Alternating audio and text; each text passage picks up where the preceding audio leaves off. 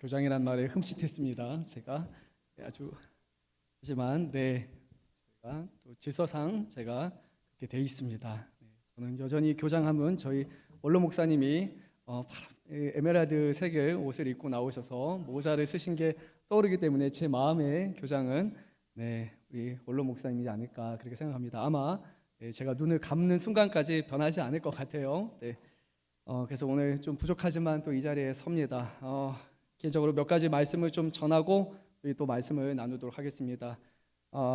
어제였나요? 엊그저께군요. 우리 홍민유 목사님께도 잠깐 말씀드렸는데 그런 생각이 들었어요. 우리가 이 오후에 드리는 졸업 예배가 조금 더 의미가 있었으면 좋겠다라는 생각이 들었어요. 그냥 너무 예배로만 끝나는 것이 아니라 할 수 있으면 저희가 내년에는 조금 더 잘 준비해서 정말 교사와 또 우리 아이들 그동안에 있었던 상호 어떤 관계에 대한 그런 것들도 좀 더 이곳에서 드러냈으면 좋겠고, 아이들의 어떤 신앙적인 부분에 있어서도 분이 또 이곳에서 인정하고 또 드러낼 만한 것이 있으면 했으면 좋겠고, 그런 마음이 막 들었어요. 아이들이 점점 귀해가는 시대잖아요. 아이들이 한 사람 한 사람이 소중한데 우리 아이들과 또 수고하신 선생님들 그 사이에 오갔던 다양한 것들도 같이 어떤 영상이나 어떤 기록으로 남겨서 또 그런 마음의 편지일 수도 있고, 그런 것들을 좀 여기서 나눌 수 있으면 그냥 예배로 권면으로 끝나는 것이 아니라 정말로 좀 더 뜻깊은 그런 시간이 되지 않을까 생각합니다.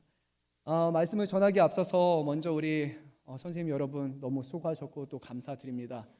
맞아요. 점점 교회학교 교사가 섬기는 것 자체가 힘들고요. 매년 제일 먼저 내년에 그만두겠다라고 하시는 부분의 1순위가 제가 보기에는 교사 2순위, 1, 2순위 다투는데 방송 이 두 개가 항상 1, 2순위를 다투는 것 같아요. 그래서 우리 교육자분들과 또 방송에서 일하시는 분들이 늘 많은 어려움을 갖고 계십니다. 그래서 여러분의 마음속에 또 교사로 섬기고자 하는 마음을 달라고 기도하시고 또 하나님의 그런 마음을 주실 때 또 기쁨으로 받아들였으면 좋겠습니다.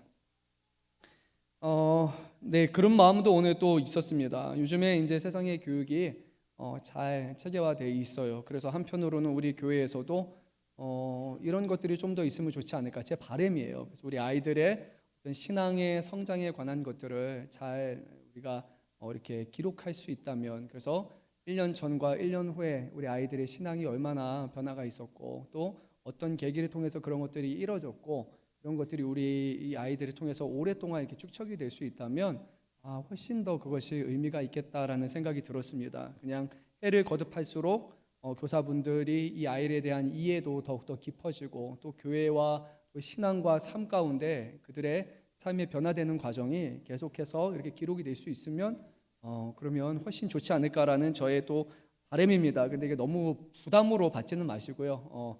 오늘 요즘에 우리 세상의 교육도 있잖아요. 좋은 것들은 우리가 충분히 또 가져올 수 있지 않나 그렇게 생각을 합니다.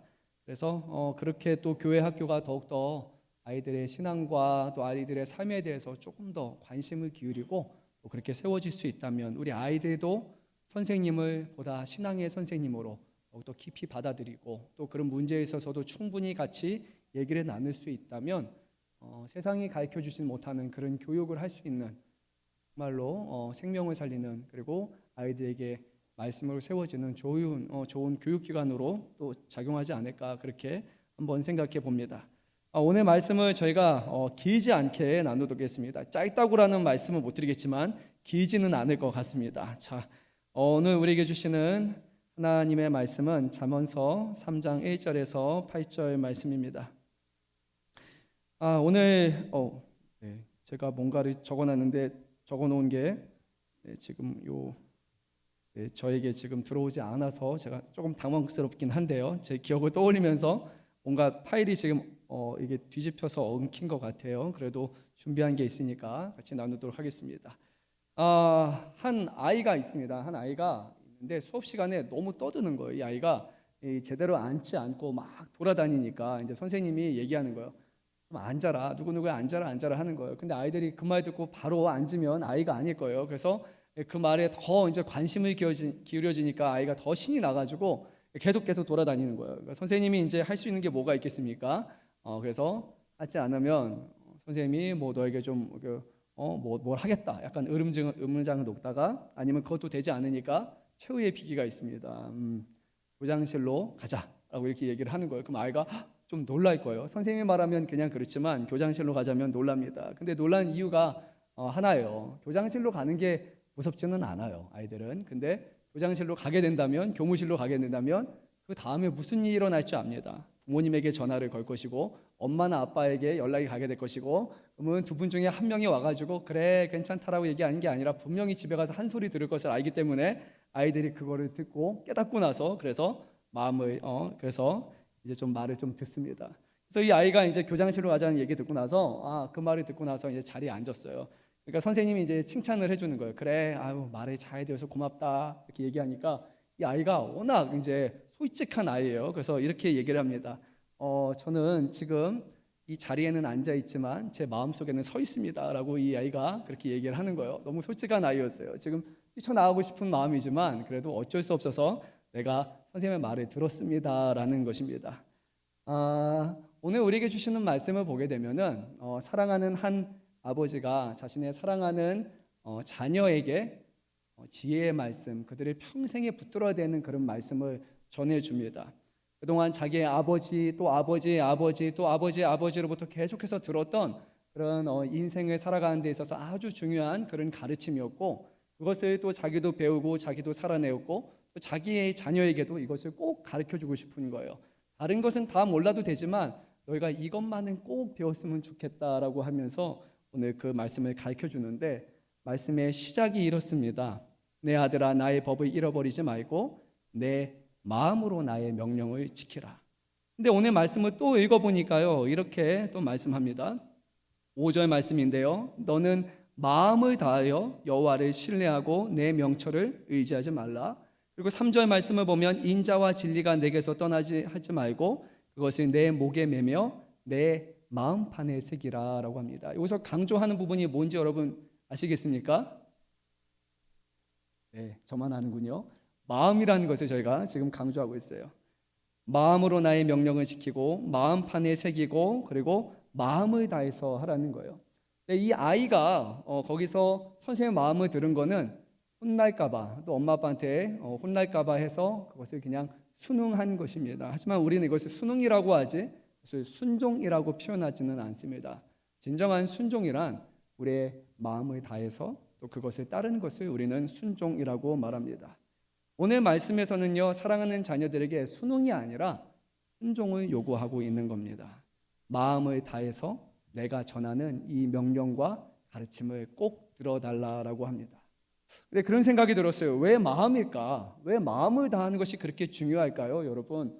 어렴풋이 머릿속으로는 떠오르긴 하지만 근데 왜 마음일까라는 생각이 들 거예요. 그래서 묵상을 하다 보니까 저에게 그런 마음이 들었어요. 또 마음인데 항상 우리의 행동을 보게 되면 제일 먼저 떠나는 게 마음인 것 같아요. 그래서 마음을 강조하는 것 같습니다. 가령 누군가에게 지속적으로 하는 행동이 있었어요. 근데 그 사람에 대한 마음이 떠나도 해야 되는 것을 계속해요. 서로 사랑하는 두 남녀인데 시간 항상 내서 만나고 데이트도 하고 그리고 밥도 먹어요. 그런데 마음이 점점 식어가요. 마음이 점점 떠나가는데도 불구하고 갑자기 마음이 조금 떠났다고 이제 보지 말자 이렇게 얘기는 하지 않습니다. 우리는 마음이 떠나도 행동으로는 어느 정도 기간 동안 지속을 합니다. 그런데 마음이 떠나게 되면 결국에는 시간이 지나면 지날수록 그 행동이 이제는 사라지게 되는 거예요. 제일 먼저 떠나가는 게 마음인 것 같아요. 또 반대로 생각해 보면요, 제일 먼저 돌아오는 것도 마음인 것 같아요. 마음이 있어야 우리가 하지 않던 것을 다시 하게 되는 것 같아요. 그래서 오늘 말씀에서는 다른 것이 아니라 너희가 행동으로 보이는 것이 아니라 너의 마음을 나에게 다하라. 마음을 다해서 내 말을 들으라고 이렇게 강조하고 있습니다. 사랑하는 성도 여러분, 또 우리 사랑하는 우리 아이들 여러분의 부모님의 말을 들을 때, 또 여러분의 선생님의 말을 들을 때요, 가급적이면 여러분의 마음을 다해서 꼭 들었으면 좋겠습니다. 그냥 하는 행동만 하는 것이 아니라 우리 선생님이 하시는 말씀이니까, 우리 부모님이 하시는 말씀이니까, 나를 사랑하는 사람이 하는 말이니까 여러분의 마음을 먼저 거기에 향하고 그리고 여러분의 삶을 또 거기에 맞춰 행하게 될 때 여러분의 삶에 정말로 진정한 좋은 변화가 분명히 찾아오리라고 생각이 듭니다. 오늘 말씀을 보면 크게 네 가지를 말씀하고 있는데요. 아버지는 사랑하는 자녀들에게 이것을 행하면 그러면 이것에 대한 분명한 좋은 결과가 있을 것이다라고 그렇게 얘기를 합니다. 그래서 1절 말씀에서는 내 명령을 지키라. 그리고 2절에서는 장수하고 평강을 얻게 될 것이다.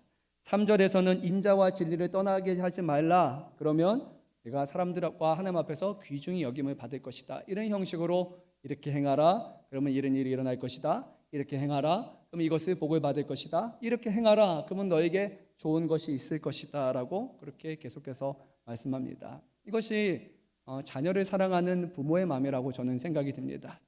부모 중에서 자녀가 안 되기를 바라는 부모는 저는 단언컨대 제대로 된 부모라면 없다고 생각을 해요. 부모의 마음은 늘 자녀가 잘 되는 거예요. 여러분 맞습니까? 부모 여러분 맞습니까? 네, 맞죠. 그렇죠. 대답 아니신 분은 아닌 것 같아요. 내 자녀가 안 됐으면 좋겠다. 여러분 그런 마음을 가진 부모는 없을 거예요. 자녀가 건강하고 자녀가 장수하고 자녀가 시간이 지나면 지날수록 삶이 안정되고 그리고 자녀가 복받고 모든 일에 인정받고 사람들에게 칭찬받고 부모의 마음은요 늘 그래요. 잘 됐으면 좋겠어요. 근데 문제는 뭐냐면 잘 됐으면 바라는 마음이 이제 바깥으로 표출되게 되는데 그게 말로 이제 표출이 됩니다. 근데 여기서 자녀들과 부모 간에 또 서로의 이제 이견이 다툼이 있어요. 왜냐하면 저도 그렇지만 말을 많이 하면 그러면 자녀가 잘 들을 거라고 생각을 하는데 실제 보니까 그렇지 않더라고요. 제가 말을 많이 하면 말을 하다 보면 저희 딸의 눈빛이 조금 달라지기 시작해요. 처음에는 이렇게 잘 들어요. 그러다가 순간 이제 눈동자가 이렇게 돌아가기 시작을 해요. 약간 딴 데를 보고 초점이 흐려지기 시작을 합니다. 그러면서 이제 나중에 가서는 영혼 없는 표정과 영혼 없는 리액션이 이제 나오기 시작을 해요. 근데 문제는 뭐냐 이러면 이제 부모로서 알아야 된단 말이에요. 어쩌면 또 알아요. 얘가 지금 제대로 듣지 않고 있구나. 그렇죠? 우리가 안단 말이에요. 근데 여기서 부모의 문제는 뭐냐? 얘가 제대로 듣지 않으니까 어떻게 합니까? 다시 이제 1절로 돌아가요. 처음부터 다시 네가 잘 안 들었구나, 제대로 못 들었구나. 그래서 다시 얘기합니다. 이때 되면 이제 거의 자녀는 완전히 다른 생각을 하면서 제발 잔소리 그만, 제발 이렇게 생각하게 되는 거예요. 말을 많이 하는 것도 중요할 수도 있지만요, 더 중요한 것은 많은 말보다 그 한마디 한마디가 정말로 필요한 말이 되어야 되고, 그리고 그 말을 부모가 자신의 삶을 담아서 그것을 전할 때 이것이 자녀들에게 훨씬 더 의미 있게 다가오리라고 저는 생각을 합니다. 그래서 오늘 말씀을 보니까요, 말을 많이 하는 것이 아니에요. 하지만 가장 필요한 말만을 오늘 아버지가 사랑하는 자녀에게 이렇게 말씀하고 있습니다.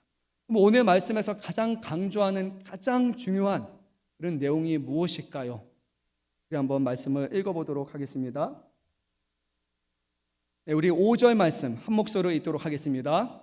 너는 마음을 다하여 여호와를 신뢰하고 내 명철을 의지하지 말라. 그리고 6절 말씀도 한번 읽어보도록 하겠습니다. 너는 범사의 그를 인정하라. 그리하면 내 길을 지도하시리라. 아멘. 오늘 1절부터 8절의 말씀은 여러 가지 말씀이기도 하지만 그 말씀의 중심은 뭐냐면요, 바로 하나님의 말씀을 기억하고 그 하나님의 말씀을 지키라라는 겁니다.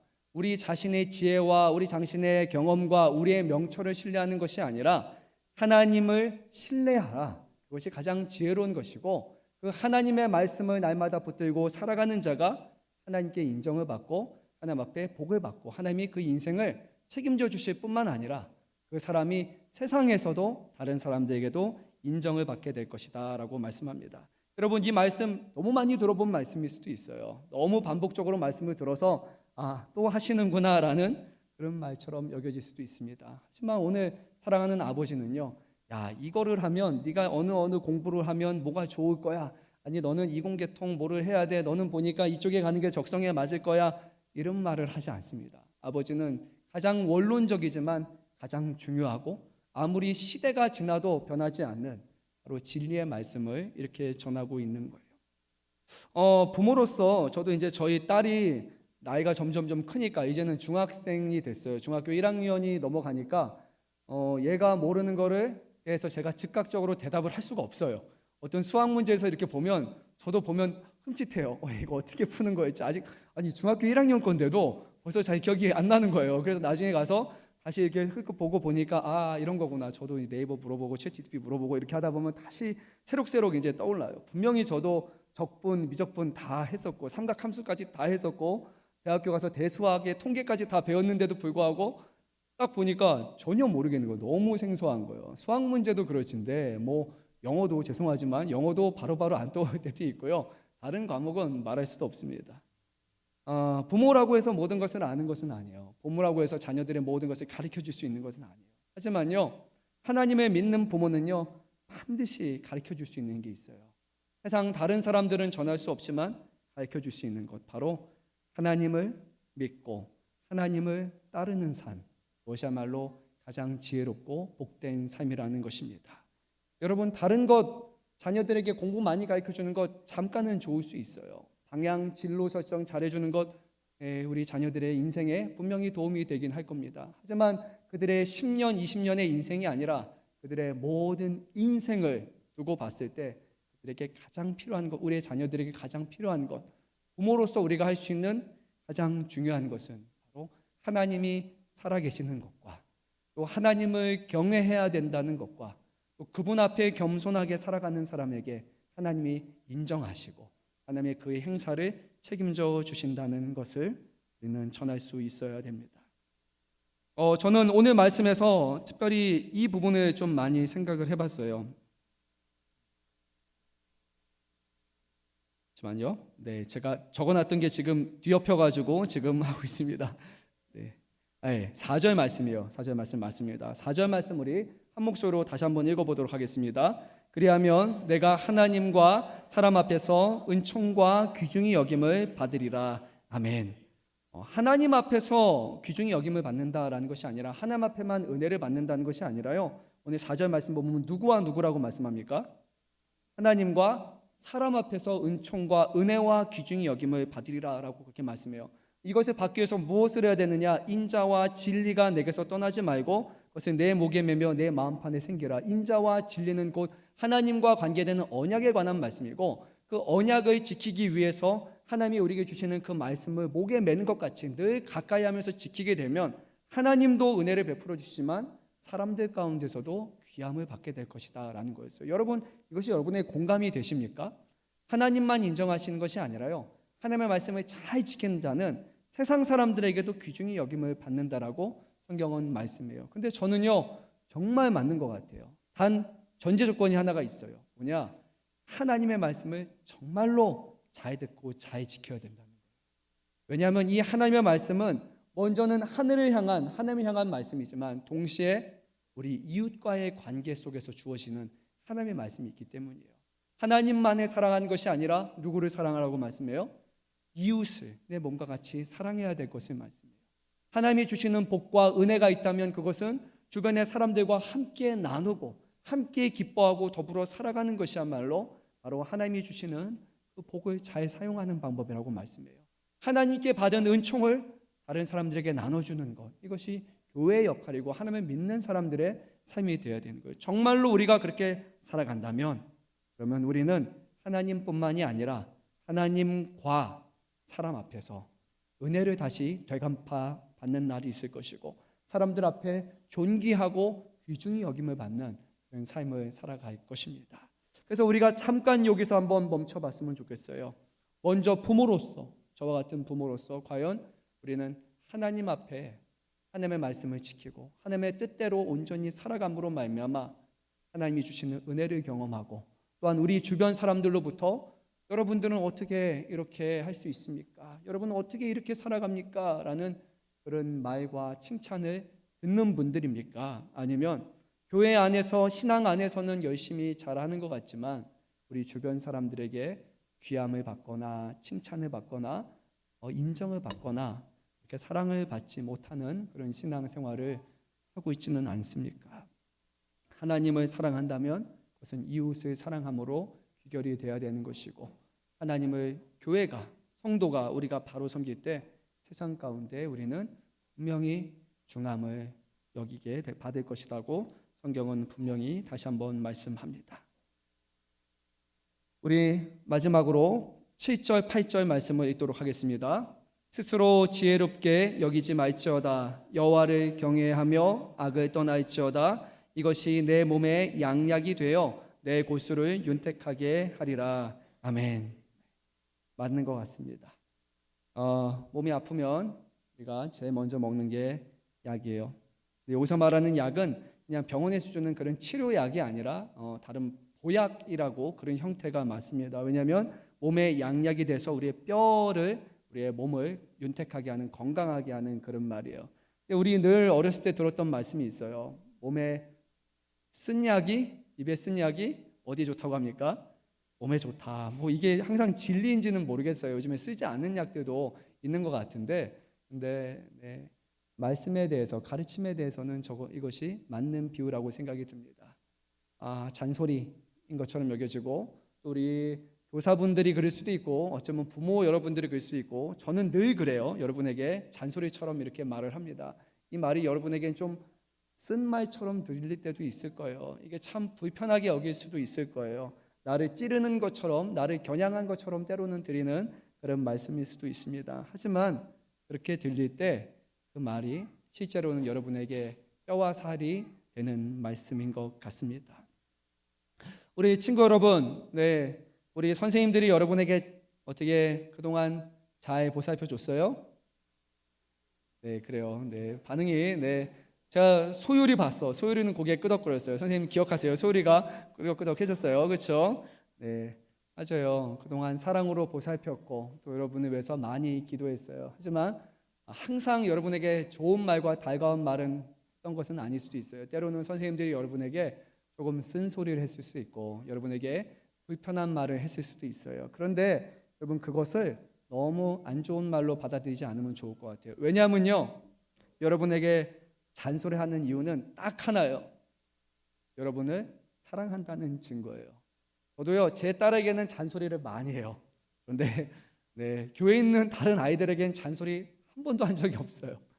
내 아이에게는 해요. 내가 사랑하는 자녀이기 때문에. 그렇다고 사랑하지 않는다는 게 아니에요. 그런데 부모가 계시니까, 그리고 내 자녀만큼 그렇게 애착을 가지고 정말로 그렇게 생각하는 것은 아니기 때문에 잔소리를 하지 못해요.